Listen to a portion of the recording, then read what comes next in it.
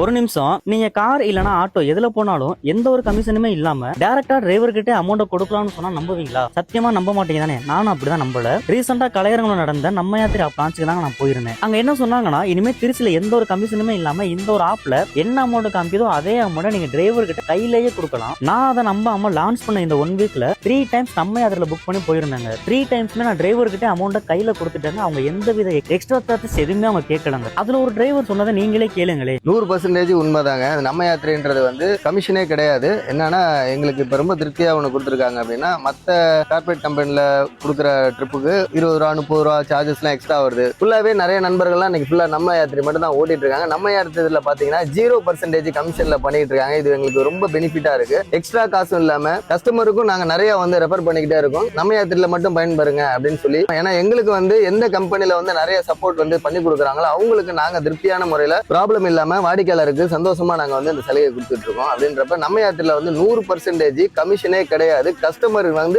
என்ன பில்லு காட்டுறோமோ அதே பில் அமௌண்ட்டை எங்களுக்கு கொடுத்தாலே போதும். வேற எந்த வித கமிஷனும் எங்களுக்கு கொடுக்கணும்னு அவசியமே, எக்ஸ்ட்ரா காசு எதுவுமே கொடுக்கணும்னு அவசியம் இல்லை. உடனே டிரைவர்ல 5 நிமிஷத்துல எங்க இருந்தாலும் வந்துருவோம். கேன்சல் ஃபீஸ் எதுவுமே கிடையாது. இதுல நம்பி வாங்க, சந்தோஷமா ஜெயிக்கலாம்.